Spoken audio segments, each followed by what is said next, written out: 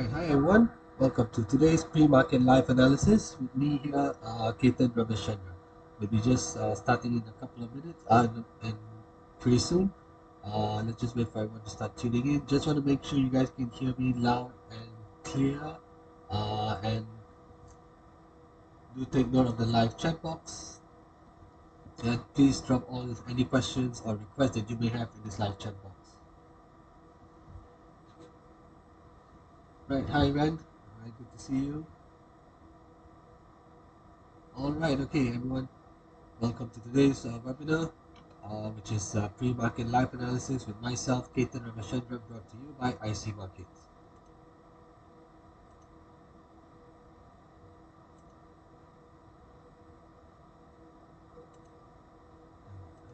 Right, where's my cursor? All right, okay, we're good to go. All right, sure, Ren, we'll cover pound dollar as well. We'll definitely go through it's one of the majors, so we'll definitely take a look through that as well. All right, okay, we're good to go. So before we start, of course, let's go through the disclaimer. Please take note that this is marketing communication. It does not contain and should not be construed as containing investment advice or investment recommendation or an offer or solicitation for the transactions in financial instruments. The analysis contained herein does not constitute a personal recommendation. It does not consider your personal investment objectives, investment strategies, financial situation, or needs. Do take note of the risk warning that comes with trading Forex and CFDs, as they carry a high level of risk to your capital and should only trade with money you can afford to lose. Trading Forex and CFDs may not be suitable for all investors, so please ensure that you fully understand the risks involved and seek independent advice if necessary. Right, so here's the agenda for today. As usual, we'll start things off with the key news events, and then we'll start with the analysis on the majors, as well as any other crosses that you may have, or commodities, or even the indices. And of course, we'll go through the custom requests as well. All right. So my name is Ketan Ramachandra. I'm an analyst here at Everest Fortune Group. So this webinar series is brought to you in a special partnership between IC Markets and Everest Fortune Group, where we've been the finalists for Best FX and Equity Research for the following years, 2019, 2020, and 2021. All right, so we'll just have a quick recap of some of the key economic events that took place last week. Pretty much we had China composite PMI data along with the RBA rate statement. These two were released on the 5th of September, just Tuesday. Then we had the Bank of Canada with their rate statement as well on Wednesday, 6th September, followed by ISM Services PMI on 6th September in the US. Right, hi Nick. All right, this question is seeing DXY has a such strong influence. Can we start analyzing that? Yeah, for sure. Once we go through the key events of last week and what to look out for this week, definitely we'll be starting with the analysis on the dollar index, the DXY, as because of course everything else will be having a positive or negative correlation with the dollar index. Yep. So that's the starting point, and that's where we'll begin today's analysis as well. All right, so just a quick recap on what happened last week. So we had the China general composite PMI data coming up. So as we can see, although a reading above 50 indicates that the economy is expanding. So in this case, the composite PMI reading will cover the business or services activity as well as the manufacturing output. So the two sectors, business and services. So as a whole combined, they are still expanding, but you can see it's at a slower rate, right? It's still above 50, but from 55 it's been dropping over the last couple of months. So it's still expanding, but at a slower rate. And if we focus in on the two different segments, we can see services was expanding pretty strongly for most parts of 2023, but now it's starting to expand at a slower rate. Manufacturing was choppy, but now the last couple of months has increased quite strongly. So you can see manufacturing has started to improve over the last couple of months. So this is important, more specifically, I guess, towards crude oil. As we know, China being the third largest economy in the world, and also being a very large exporter of goods. So if PMI activity is starting to dwindle as a whole in China, that could have an impact on crude prices as well, or rather crude demand, right? Slower, lower crude demand could probably translate into lower crude prices.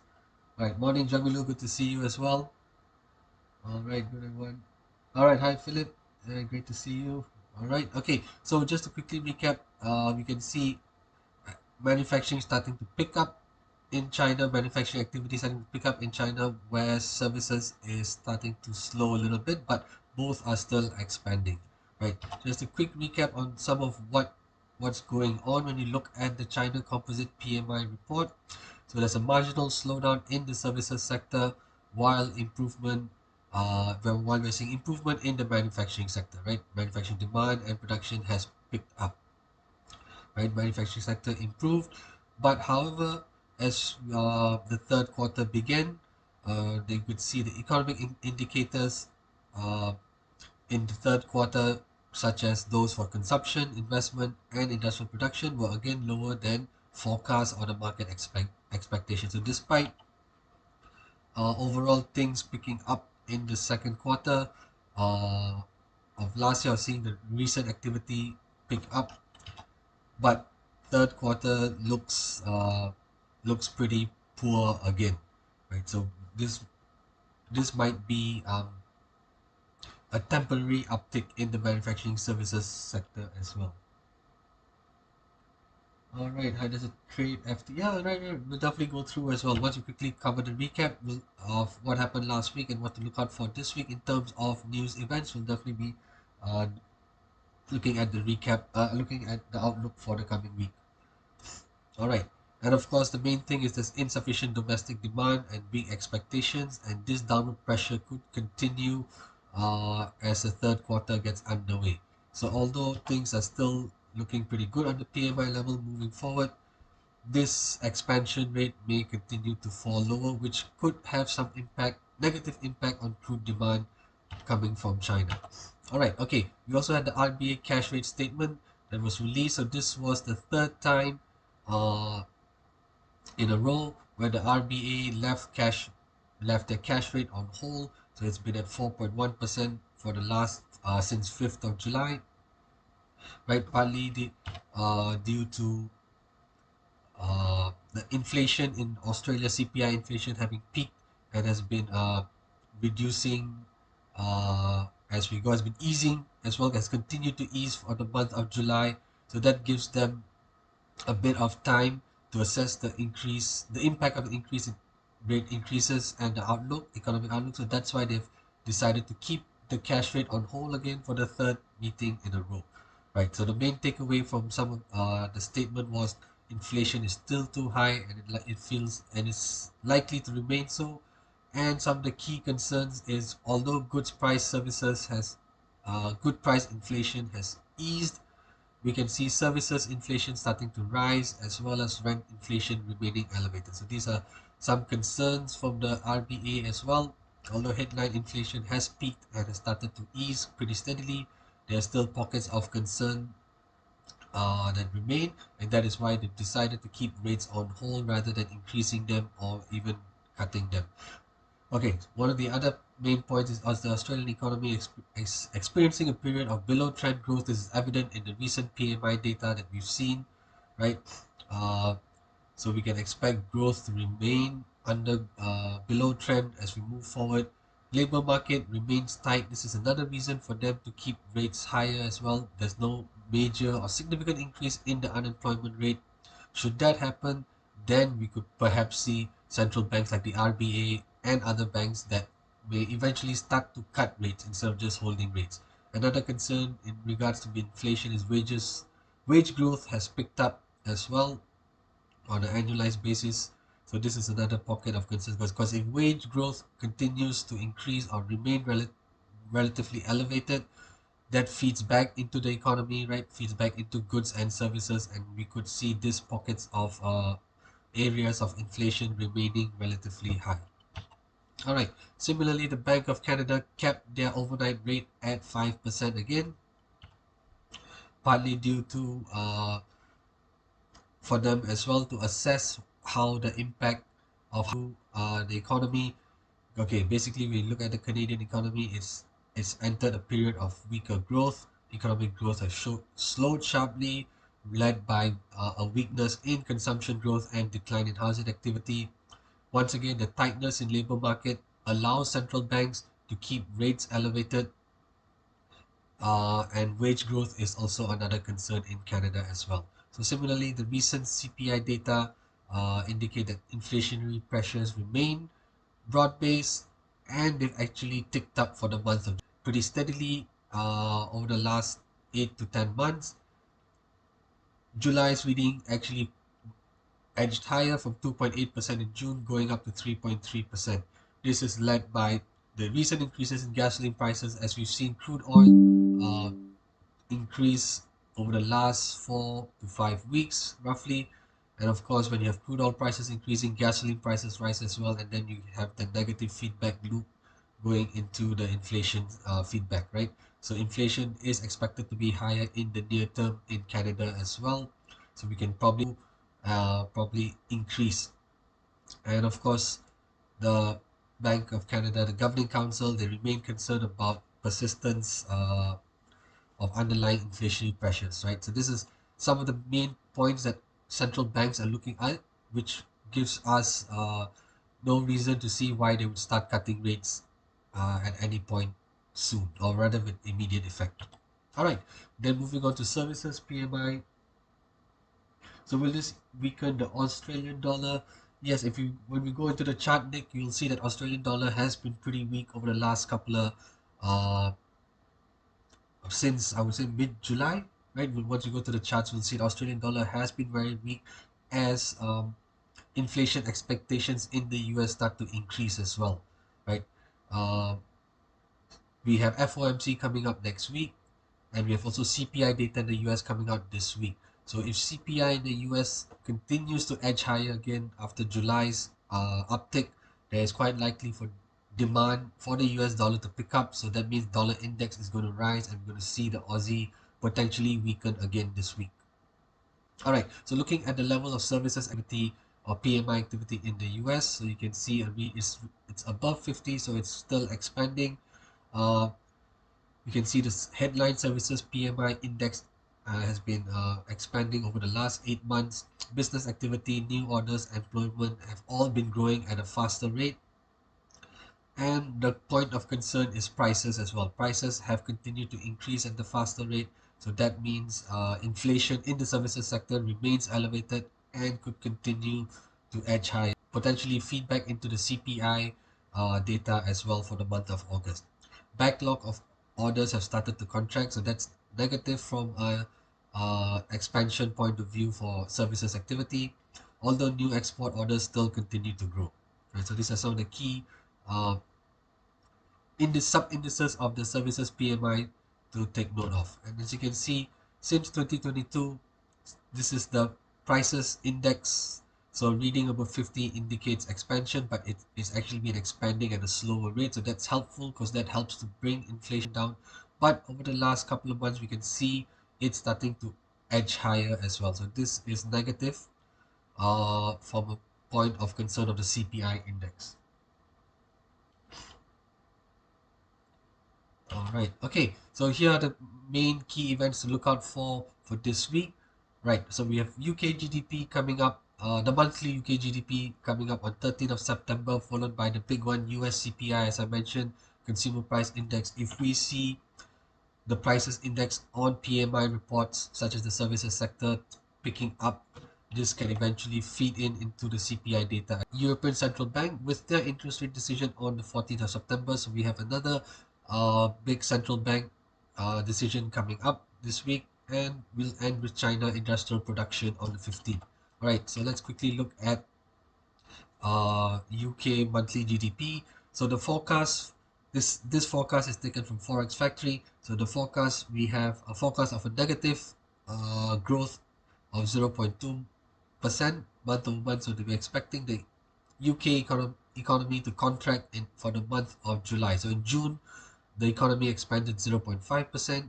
But for July now we're expecting a decline of -2%, right? So of course, any reading is going to be worse than -2% is going to have a negative impact on the pound, and especially with the US dollar looking very strong, we could see further weakness in the pound dollar as well. All right, these are the CPI and PPI data for the month of July. And this week, as we mentioned, we've got CPI data coming up in the US. And especially if we've seen services, the prices in the services PMI edge higher, it's quite likely we could see that flow into the CPI. So July CPI increased from 3.0% to 3.2% year over year. So this was in July. And the forecast for August shows another substantial increase to 3.6%. Right. So if inflation matches this forecast or comes in higher than this forecast, we can definitely expect the demand for the US dollar to pick up very significantly, and hence dollar index is going to rise very strongly. So that means that we all know what that means, right? That's going to mean euro and pound going to fall, Aussie will fall, Kiwi will fall, dollar yen will rise, gold prices will fall as well. So these are some of the this would be one of the main US economic data point to look out for this week.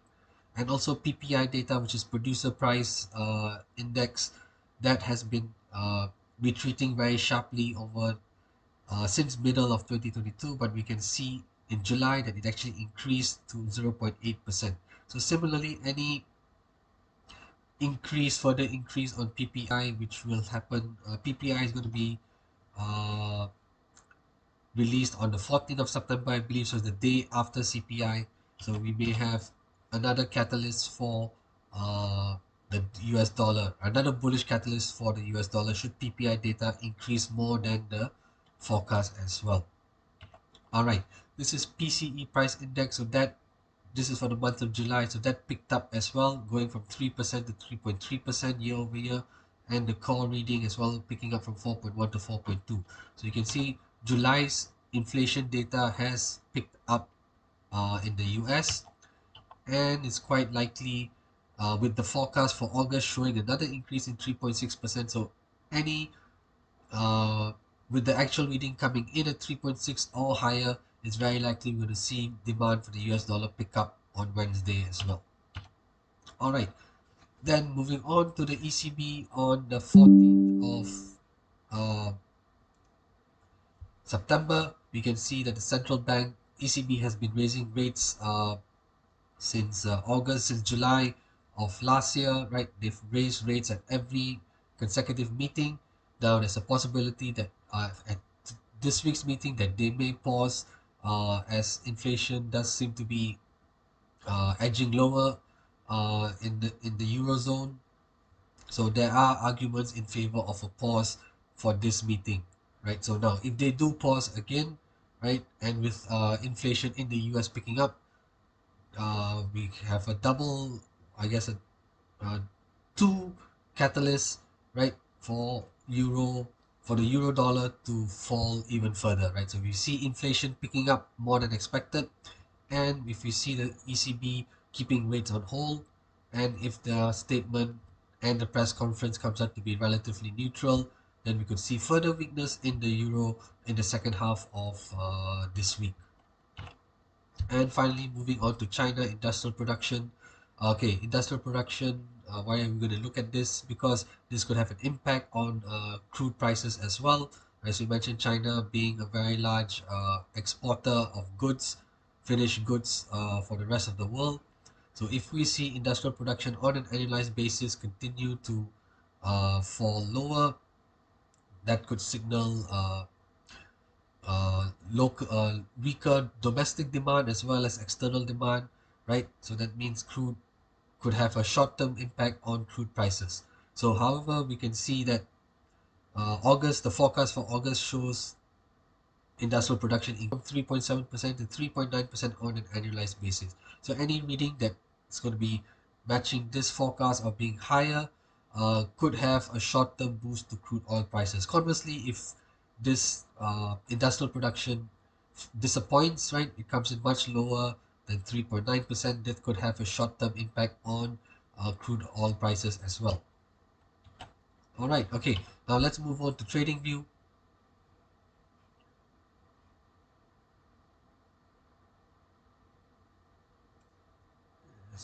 All right.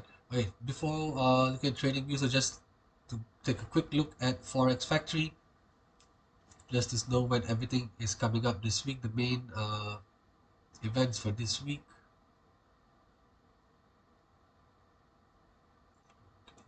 Just let me refresh my page. So it's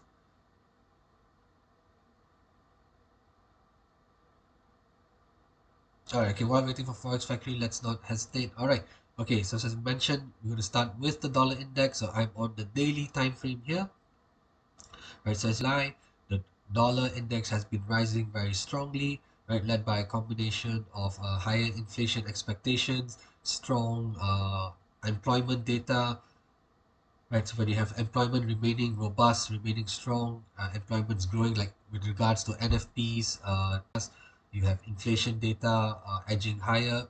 This all creates a positive demand for the US dollar, so hence the dollar index will rise, right? So if we look on a weekly basis, we can see, right, so if we just zoom in a little bit, so we've had, I think, 8 consecutive weeks, so 2 months, right?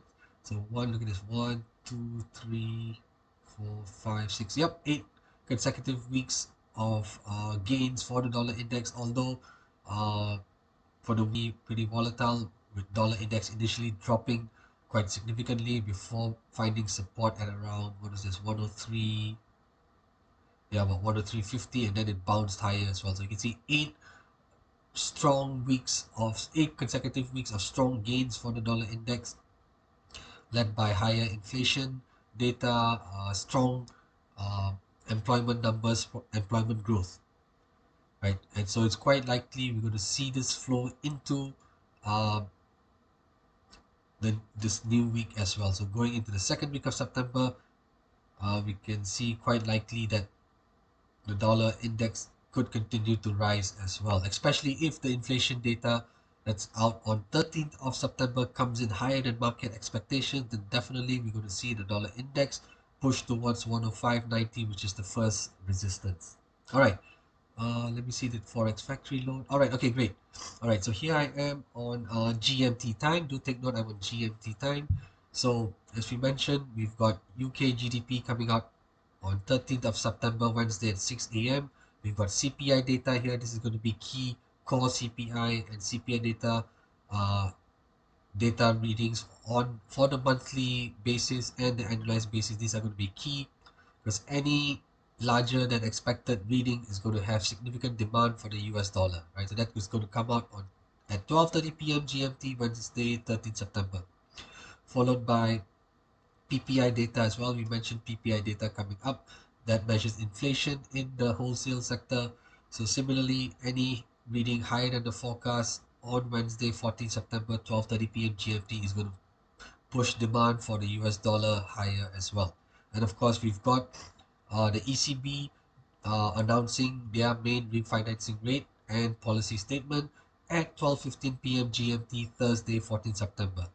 Right, and of course, the second thing to take note of that's related to the ECB will be the press conference by President is Christine Lagarde. So that comes out that will start at 12:45 p.m. GMT. So if President Lagarde is neutral, more neutral in during this press conference, we can expect the euro to weaken significantly, especially if we see CPI data pick up uh, quite significantly for the month of August. We also see PPI data increase, and then if President Lagarde comes out pretty neutral in her press conference, we can definitely expect the euro to fall uh, on Thursday quite significantly. All right, and then rounding up on Friday, we have the China industrial production coming up at 2 a.m. GMT time. So this could have an impact on crude prices as well. All right, okay, so uh, that's some of the key events to look out for this week and the timings and the dates. All right, okay. So moving back to the dollar index. Right, okay. So let's see. Let's zoom in a little bit. Right. So we can see dollar index potentially making like is already broken past what was the previous resistance at 104.65, right? It broke through it quite strongly, and it found support on the last day as well before bouncing higher, on last trading day of last week before bouncing higher. So what was once a significant support at 104.65 will now be what was a significant resistance, pardon me, what was previously a significant resistance at 104.65 is now going to be a significant support. Right? We can see price making a significant swing here on the 1st of June, right? And now price has broken through this level. The next significant swing that we see took place here on 10th of March, right?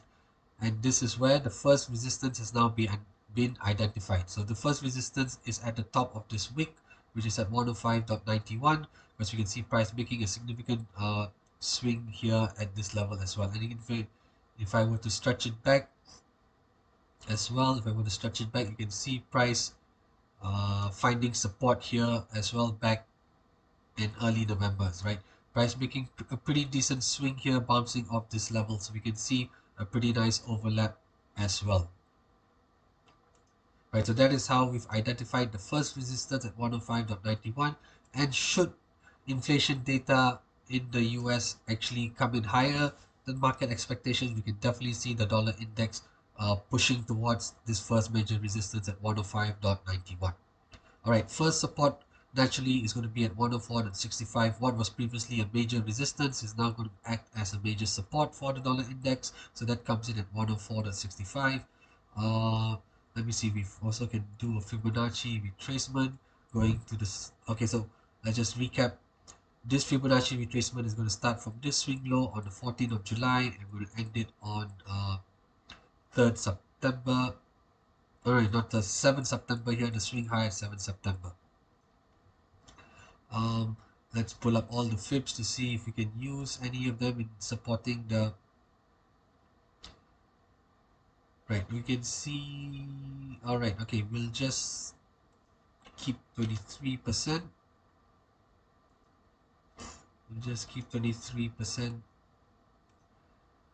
Right, so you can see that the first this the support, this overlap support at 103.59 lies just slightly below where the 23.6% Fibonacci retracement level is. We can see price making a pretty decent swing here. We can see price making like a double top here before dropping lower. So this occurred on the 30th of June as well as 6th of July. So this was also previously a significant resistance for the dollar index, which is now going to act as a significant support. So this would be our second support level for the dollar index at 103.59, which lies just a little bit beyond or underneath the 23.6% Fibonacci retracement. Right, we also have done a Fibonacci retracement from this swing high here on 6th July, ending with the swing low on 17th of July. We use this Fibonacci retracement to find this initial Fibonacci extension, which we use to identify the first what was previously the first resistance. Now this extension level can no longer be used because of course price has broken through it, but we may be able to use the 161%. So let's see where the 161% lies.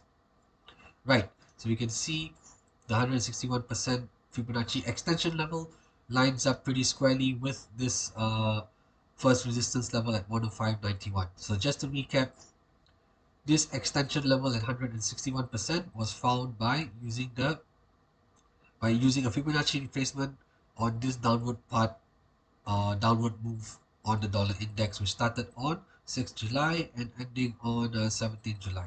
So we're using the 161% Fibonacci extension level as a secondary factor in the identification of the first resistance. Right, the first resistance, we see price making a significant swing here, and down we also have the 161% Fibonacci extension level to add further significance to this level in terms of resistance.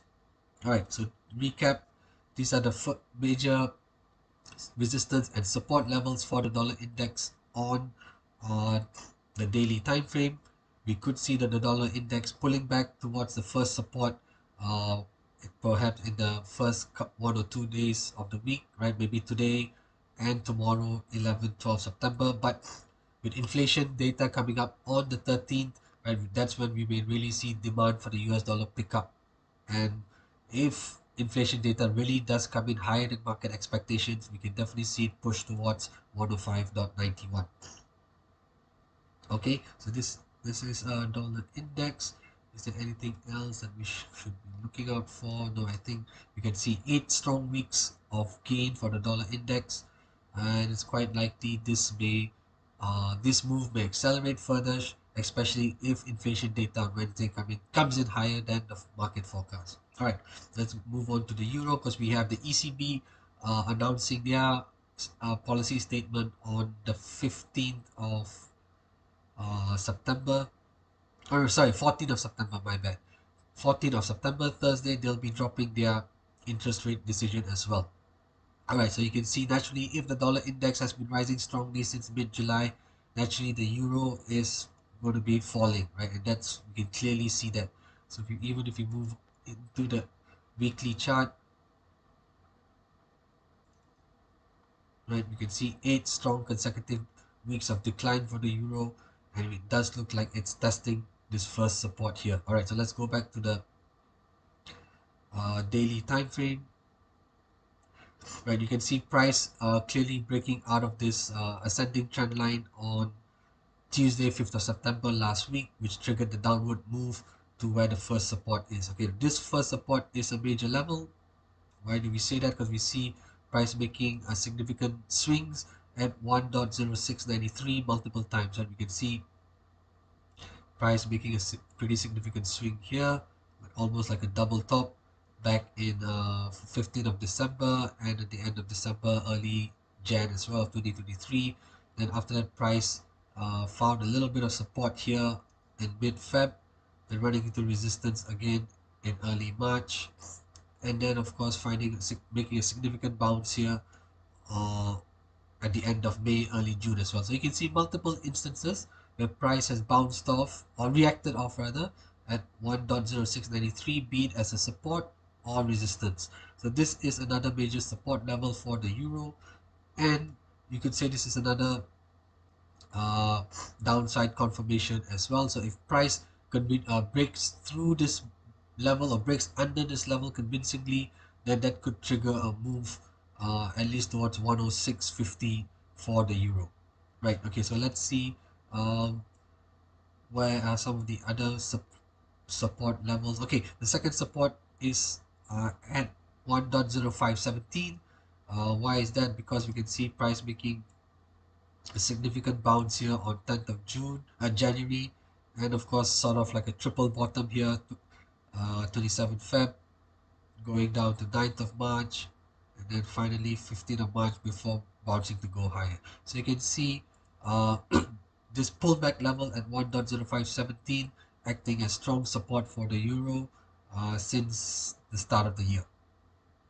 Right, okay, so naturally this is now going to be a resistance as well should price come back higher.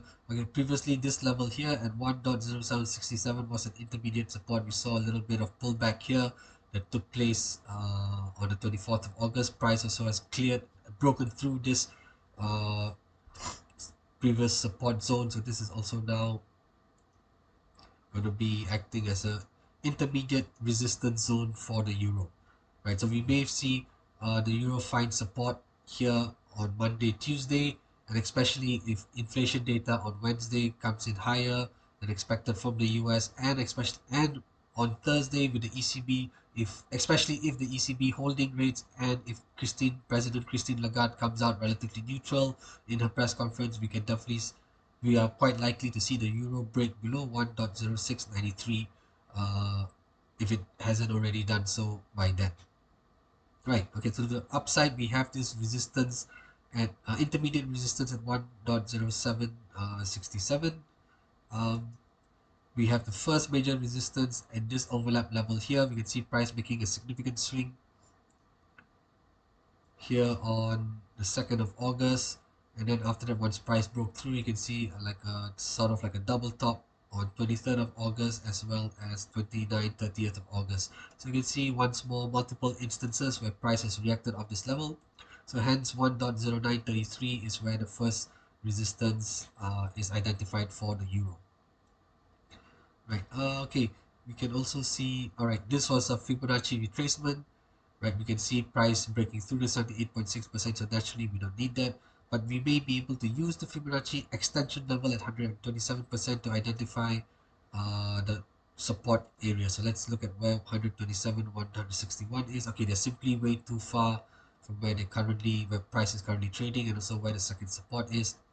So these levels are not so useful currently, so let's just get rid of these Fibonacci extension levels. We are, however, had made use of the 127% Fibonacci extension level using this Fibonacci retracement from this swing low 6th of July up to 18th of July. So initially we used this 127% Fibonacci extension level as a secondary factor in the identification of the first support. But as you can see, price has broken through this level pretty cleanly last week. So 127% is no longer valid. 161, can we use 161% Fibonacci extension? Let's take a look.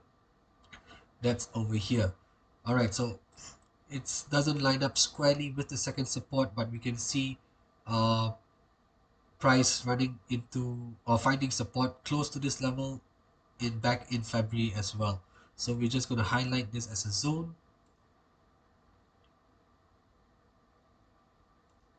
Right, so we can use the 161% Fibonacci extension as a secondary factor in the identification of the second support. Right, so you can see that should price break below 1.0690, and especially if it breaks below 1.06, then we could find major support around this zone, which starts from 1.0560 all the way down to where the second support is identified at 1.0517. So do take note, there is a tendency for there's a quite likely scenario for the euro to weaken significantly, especially during the second half of this week. So do take note of that. So these are the key support and resistance levels for the euro on the daily time frame. Right. Can we see anything else? Let me just see if I can use a Fibonacci retracement starting from this swing high here, 18th of July, ending with a swing low on 7th of September.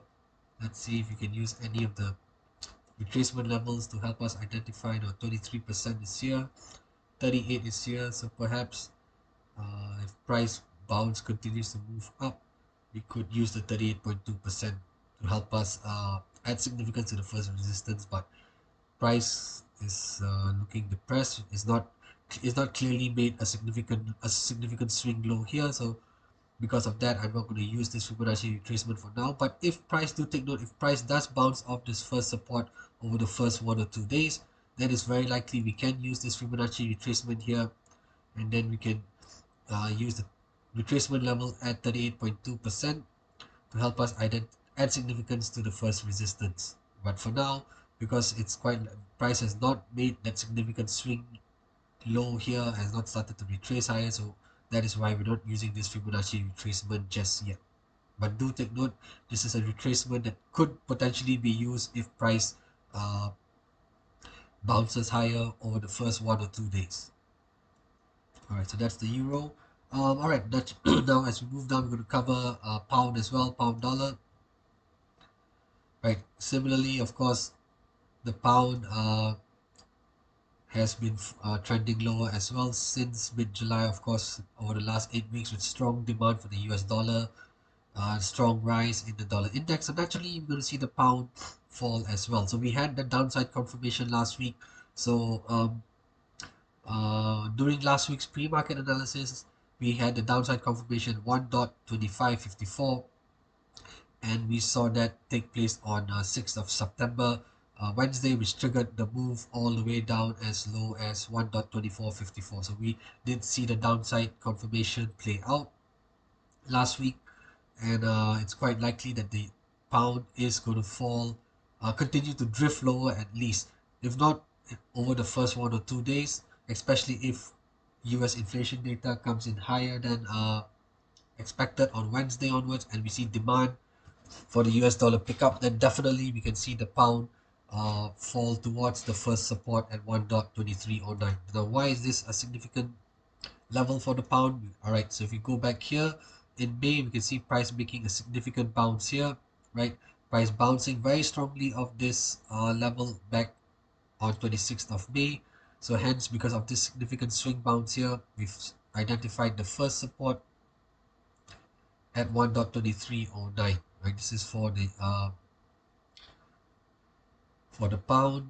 We can also see, let's see, I think we can also use a Fibonacci, perhaps an extension. All right, we're going to use the Fibonacci retracement tool, starting with the swing low on 26th of May, going up to this swing high here.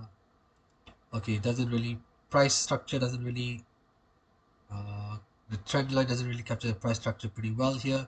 I think what would be a better Fibonacci retracement would be from this swing low here on 29th of June, ending with the swing high on the 12th of July. Over here, we can see the trend line capturing the price structure or the market structure very well. So this is when you have the trend line capturing the market structure or the price structure as closely as this, that means that the subsequent retracement levels are going to offer pretty significant, uh, would give us a higher likelihood of significance for either as support or resistance. So as we can see here, 161% is here, 127% is here. So let's just keep the extension levels at 127 and 161%.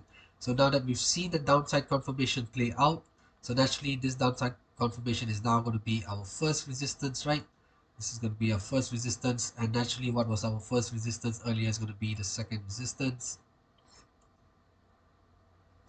um, we did have this intermediate support play out as resistance as well. Let's just keep it as an intermediate resistance. So we see price currently coming close to where the 137% Fibonacci extension level is. So this to me could be a potential area, a potential intermediate support level for the euro. So for the pound, sorry, pardon me. So this could be a level where we may see the pound find support over the first 1 or 2 days, and this level could be broken, especially if US inflation data comes in stronger than expected. So do take note, we have an intermediate support level for the pound at 1.2441, which has been identified by this Fibonacci extension level. Let me try and improve the labeling, the positioning of the labeling a little bit so it's a bit more clearer for everyone. Right, so we do have the 127% Fibonacci extension level to help us identify this intermediate support level, and we can see that the significant swing at 1.2309 doesn't lie too far away from the 161 extension level as well. Right, so do take note that the pound may find support over the first 1 or 2 days of this new trading week, and especially if inflation data in the US comes in much stronger than expected, we could see this level be broken, and we could see the pound fall towards the first support at 1.2309. Alright, so this is on the pound.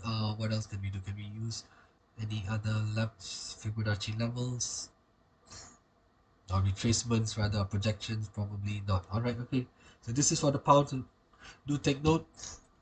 Uh, for the pound, we may see some support at the first for today and perhaps even tomorrow. And oh yeah, we have UK data coming up as well. So we can see the forecast for the UK on a monthly GDP data forecast coming in at a decline of negative 0.2%. If GDP data surprises to the upside, then of course we may see this reflected in the price action for the pound. So that's where you could have potentially a surprise in GDP data, which may offer some support to the pound as well. All right, anything else? All right, so let's move on to uh, pound yen, and then we'll go look at oil and gold as well. All right, so uh, okay, so here we are on the chart for dollar yen. right? So we can see, okay, this is Elliott wave theory. So we have wave one that ended up here, wave two down here, wave three here, wave four here, and wave five is projecting uh, is projecting to come in at what is this 104 148.30, which is also where the 61.8% Fibonacci projection lies. So we have two factors that has helped us identify the first resistance for the dollar yen. One is the wave 5 or the Elliott wave uh, price structure, and we also have the 61% Fibonacci projection level. Now, how did we find this projection level? Okay, we started from this swing low here, 19th of January, going up to the swing high on 3rd of July and ending with the swing low here on 14th of July.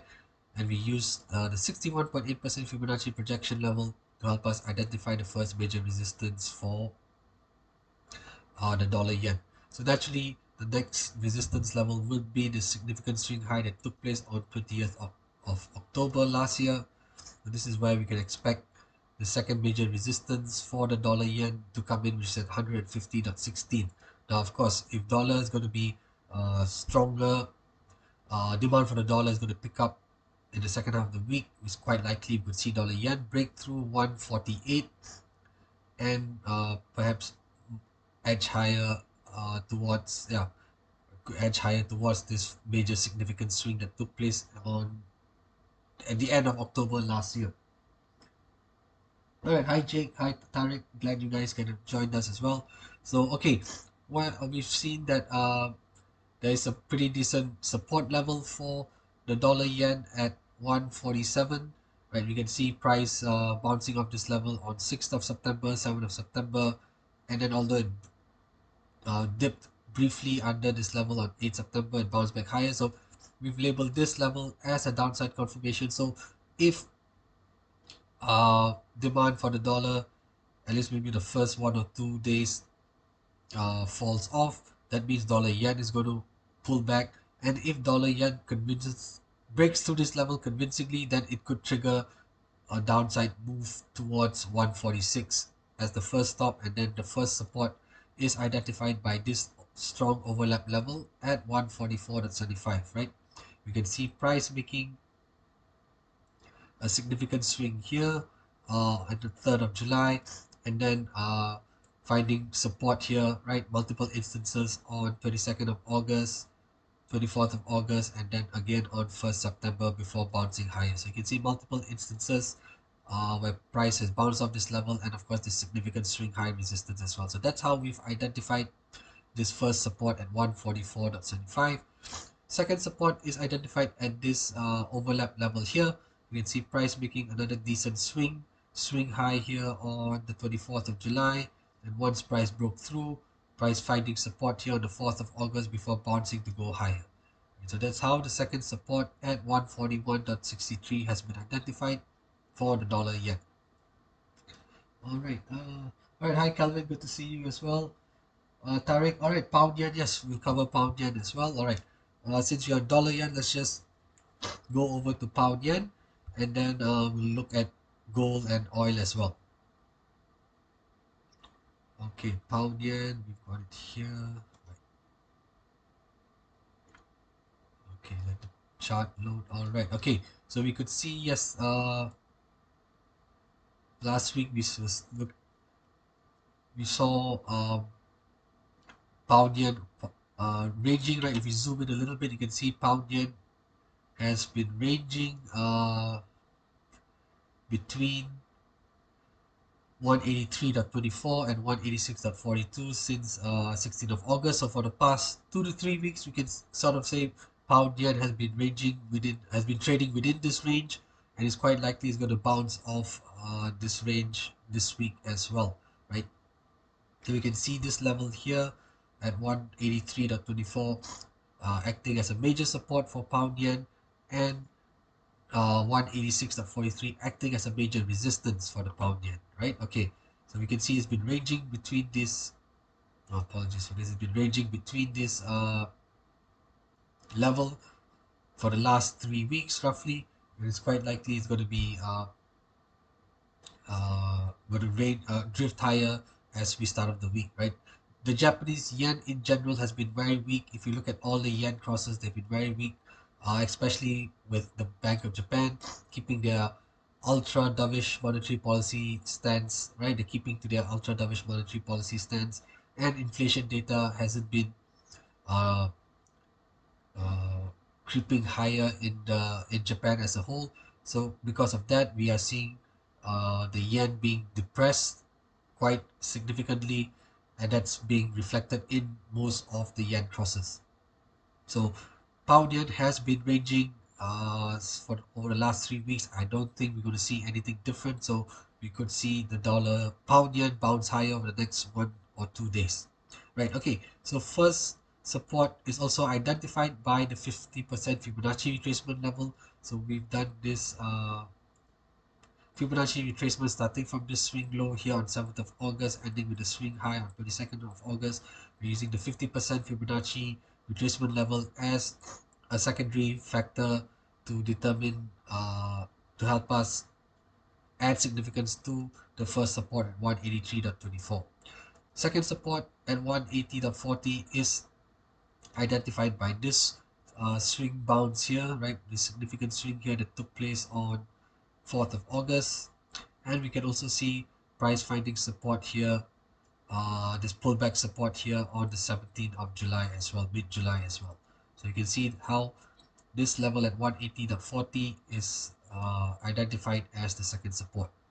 Right, second resistance is identified by using this Fibonacci projection tool. So we started from this swing low here on 7th of August, going up to the swing high here on 22nd of August and ending with the swing low on 25th of August. So we are using the 78.6% Fibonacci projection level to help us identify the second resistance. Because if we zoom out, we can see pound yen has made uh, very, I think it's a multi-decade high sort of. Like, let's just go into the zoom.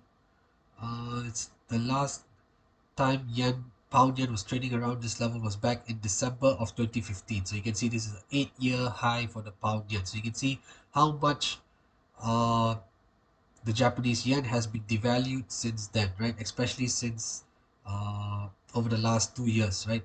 So pound yen is making an 8-year high. So you can see there's no real major overlaps for the yen. We can probably see that the next major resistance for the yen in terms of swing high resistance is probably going to come in around 186.43.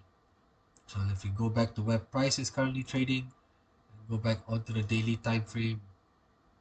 Right, okay, so the first resistance lines up pretty well with where uh, this significant swing high took place. Okay, doesn't look so good on the daily chart. On the weekly chart, it looked better. So let's see how it looks on the daily chart.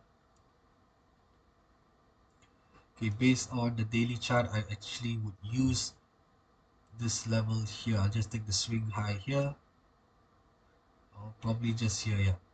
You can see price making two significant swing highs here back in September of 2015 as well as November 2015. Right, and if we go back to see where price is currently trading, right, it lines up well with the second resistance. All right, so we do have a significant swing that lines up well with the 78.6% Fibonacci extension level. So we can see how the second resistance has been identified for the pound yen. Okay, and the support side, we can see this overlap level at 183.24 and of course this pullback level here at 180.40. All right, okay, now let's just go into gold and oil. Right, so naturally, if dollar has been demand for the dollar has been very strong over the last 8 weeks, we can also expect that to play out in gold prices as well.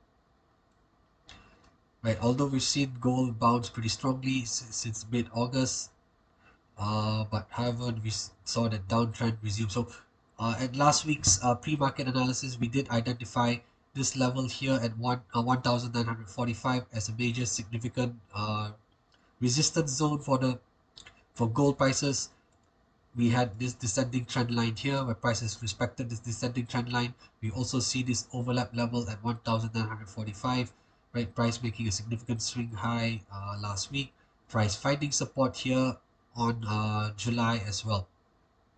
And also we see uh, the retracement level of 61% as well, right? So we had several factors that identified a major resistance zone for gold last week, and which actually played out very nicely in terms of the technicals as well.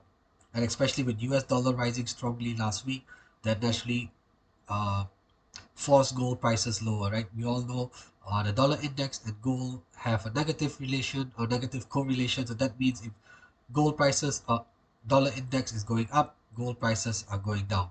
And naturally the opposite will be true as well. If gold dollar index is falling, this generally will act as a bullish catalyst for gold prices. All right. Thanks Raja for tuning in as well. And thanks for the kind words. All right. What else? Okay. So as we mentioned, okay, let's just quickly go back to dollar index. So dollar index could pull back on the first 1 or 2 days, right? Pull I'm not sure if it's going to pull back all the way down to 104.65, right? But we could see the dollar index pulling back over the first 1 or 2 days. And if inflation comes in higher than expected, right, we could see the uptrend in the dollar index continue. So that means we are we are likely to see uh, gold prices probably trade around 1920 for the first 1 or 2 days, and then should demand for the US dollar pickups on Wednesday, then definitely we're going to see gold prices fall towards 1900 towards 1900, which is a key level as well, and then finally potentially finding major support at 1880, right? So this first support level has been identified as a major overlap level because we can see significant bounces here on for this level. So one, we see price making a significant bounce here on 28th of Feb 2022, and then once making another bounce here in April of 2022, and then after that, of course, once price broke through, we can see price making a significant swing high here on 13th of June, and then price broke through it again, and then price making a swing low here back on early July, and then as recently as mid August or end August as well. So we can see multiple instances where price has reacted off this level in the past. So this is how we've identified the first support at 1880, which also lines up well with where the 61.8% Fibonacci projection lies. So let me just remove these annotations. Right, so if you look here, zoom in a bit on the uh, chart for gold, we've used a Fibonacci projection. We started this projection from this swing high here on 20th of July, going down to the swing low on 21st of August, ending with the swing high here on 1st of September. And we're using the 61.8% Fibonacci projection tool to help us identify where price could potentially fall towards. And it also adds as a secondary factor in the identification of this very strong overlap level here. Okay, first resistance, no changes to first resistance and second resistance, same reasons as what was identified in last week's pre-market analysis. We see the combination of the descending trend line, we see the overlap level plus the 61.8% Fibonacci retracement level as well. Right, so this is gold. Um, what else? Let me see. So gold prices could stabilize around 1009, could range about trade around 1920 for the first 1 or 2 days, depending on how the dollar opens in about 1 or 2 minutes in the next few minutes. And especially do remember, if inflation data is going to be a primary driver for markets this week, and especially for gold prices as well, we're really going to see the impact of the US CPI data play out in markets on Wednesday, right? And especially if the data comes in higher than the forecast, we are already expecting it to increase, right? We saw CPI data increase for the month of July, going from 3% to 3.2%. And now we're seeing the market expectations for it to increase to 3.6% in August as well. So if the data comes in, matches the forecast, or perhaps even comes in even higher than the forecast, we could see demand for the US dollar really pick up on Wednesday onwards, and that means dollar in gold is definitely going to test 1,900 first, and then go all the way down to 1,880. All right, let's quickly look at oil before we end up today's session. Any other requests? No, I don't see any other requests. All right, right. So we'll just quickly end up with oil. As we've seen since end of June, oil has made a very strong rise. If you look in terms of weekly performance or weekly gains, you can see that apart from the 2 week decline in mid-August, right? So the second half of August, crude oil prices pulled back. But overall, you could see since end of June, crude has been in a very strong bullish uptrend. This has been led by a combination of uh, activity in China being improving somewhat, right? We saw the PMI data, we saw how manufacturing PMI data in China improved over the last couple of months. We are also seeing production cuts led by Saudi Arabia and Russia, as well as the other OPEC plus members coming into play. We are seeing production numbers being extended, right? Rather, the production cuts being extended. So this has a bullish catalyst on oil prices, because if your production levels are being reduced, that means there's less supply coming to the market. With demand being relatively same or demand increasing, we're going to see crude prices continue to rise. So this is the backdrop for crude oil over the last 6 weeks, and this is why we've seen why crude prices have bounced pretty strongly, right? So the first support level for crude oil WTI is going to range between 84.50 and about 83. This is a nice pullback support level here, and especially if China data comes in better than expected with regards to uh, the industrial production figures, and also if you look at US inventory levels this week, we have weekly inventory levels coming out in the US. If those data points show increased demand for crude, we are likely to see crude oil at least test $88 per barrel this week. So there's still a bullish bias to crude oil, but do take note there is a nice pullback level here that ranges between 84.50 and about $83 for crude oil. Now this pullback support has been identified by this very nice overlap level at 82.72. You can see price making significant swings here on 14th of October last year, and then once price broke through, we see it make significant swings multiple times since the start of the year, right?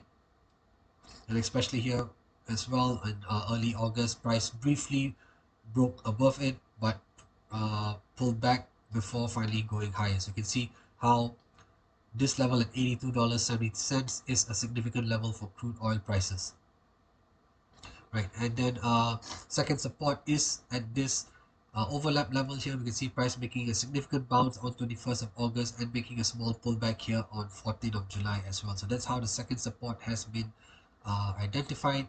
I think we can also do a Fibonacci retracement tool here.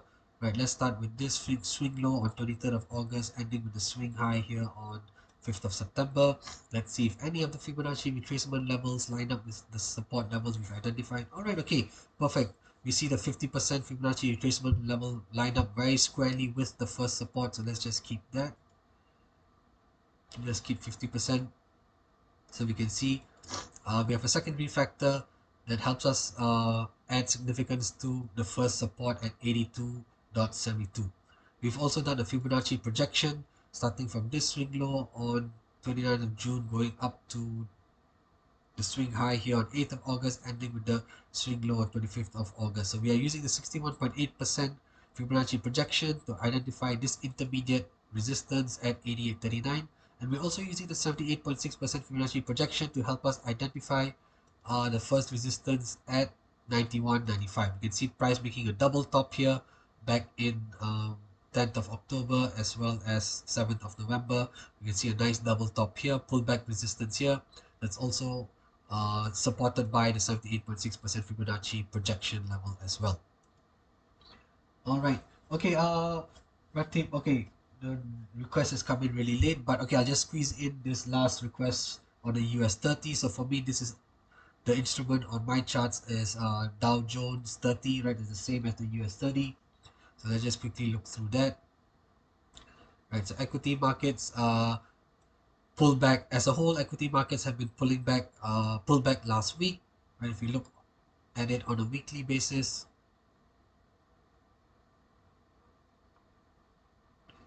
right. So equity prices pulled back last week. It found support at 34,280. So we may see uh,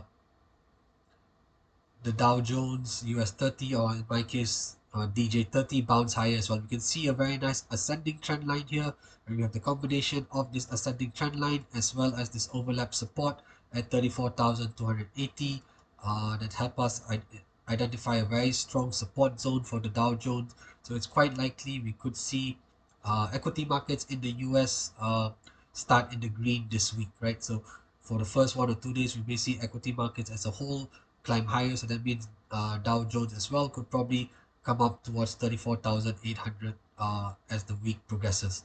Second support is identified at this overlap level, which is at 33,630. We also have 78.6% Fibonacci projection retracement level that lines up with this significant swing that took place on 21st of August. First resistance is this overlap at 35,000. We can see price finding support here in early August and then finding resistance here at the end of August and early September. And of course, the second resistance is at 35,735, which is the significant swing high that took place on towards the end of July. So these are the levels for DJ 30 or US 30, and I think we can expect US equity markets to at least kick off in the green, at least for the first 2 to 3 days this week. All right, okay, okay, we've come to towards the end of today's pre-market analysis. All right, thanks everyone for tuning in. I hope this has been great. So we'll just quickly recap the technical levels on the dollar index, so that way you guys can uh, be aware of what are the support and resistance levels for the dollar index, and you can see how that translates into the major forex pairs as well as for gold. So do take note, dollar index has been rising very strongly over the last 8 weeks. We see a nice support, pullback support at 104.65. First resistance is at 105.91, which is identified by this swing high that took place on the 8th of March.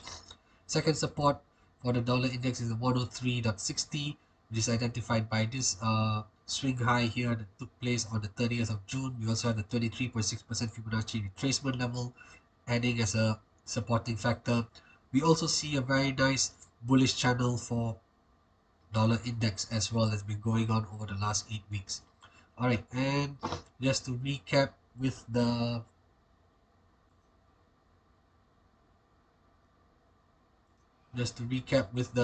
key events coming up for this week.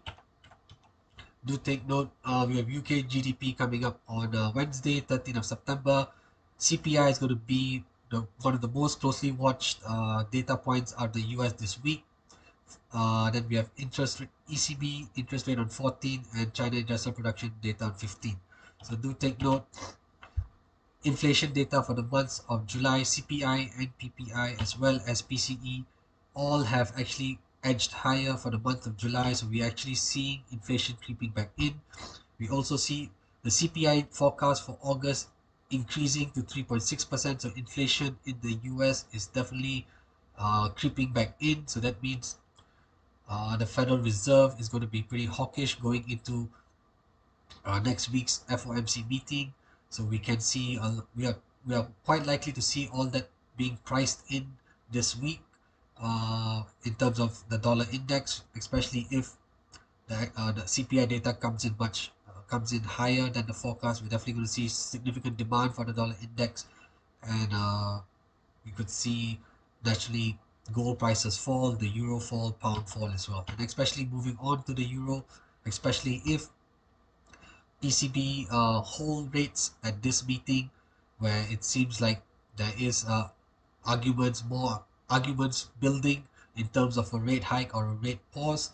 And if President Christine Lagarde comes in relatively neutral in a press conference, we have the perfect combination of uh, economic data points or fundamental catalysts for the euro to fall even further on Thursday. All right, okay, and we'll just end off with the ending disclaimer. Please take note of the risk warning that comes with trading Forex and CFDs, as they carry a high level of risk to your capital, and you should only trade with money you can afford to lose. Trading Forex and CFDs may not be suitable for all investors, so please ensure that you fully understand the risks involved and seek independent advice if necessary. All right, thank you everyone for tuning in. Hope this has been a great session. Do look out for our live analysis session on YouTube that's going to be coming up at 9:30 a.m. GMT later today. This will be will be focusing on the 4 hour time frame. So we'll be looking at we'll be looking at support and resistance levels that will be much more applicable on the 4 hour time frame. So do keep an eye out for that live analysis session coming up at 9:30 a.m. GMT later on today. It'll probably be conducted either by myself or by one of my colleagues as well. So do take note of that session coming up later today. All right. Thank you. And where can we find these stats? All right. Okay. Raja. Okay. Just to quickly end up where we can go. So if we go to Forex Factory, right? If you go to Forex Factory here, the good thing about Forex Factory is if you click on the chart icon or the graph icon, you're able to view the data as well. So you're able to visualize the data, how it's been trending. And another good thing is if you click on the folder icon and you click on the latest release for the respective economic data points, it takes you to the relevant website. So in this case, it's taking me to the Bureau of Labor Statistics, which uh, which releases data on CPI, PPI, as well as non-farm payroll. So in this case, because I clicked on latest release under the CPI, it's going to take me to the CPI page. And if I scroll all the way to the bottom and I go to PDF version of the charts, it gives me the latest monthly report as well for CPI, right? And if I were to click on news release charts, it will take me to uh, this page where if I click select 12-month percentage change CPI selected categories past 20 years, click on go, it will give me it'll show me the charts for headline CPI, which you can see edging higher from 3% in June going up to 3.2%, and we have August forecast coming in at 3.6%. So this is the headline CPI, and if I were to click all items less food and energy, this is the core reading. You can see the core reading slipped lower from 4.8% in June to 4.7% in June. And also we are able to see all the other categories as well. You can see gasoline, natural gas, food, so on and so forth. All right, this is how you can find the stats, and that's the good thing about Forex Factory. So you can do it for any other news events as well. CPI data, UK GDP data, retail sales as well. All right, okay. Thank you everyone for tuning in today, and do take note of the live analysis session that's going to be coming up later on today at 9:30 a.m. GMT. All right, thanks everyone. Have a great trading week, and I'll hope to catch you at one of the upcoming webinars this week. All right, thank you everyone. Take care, and yeah, I'll see you guys soon.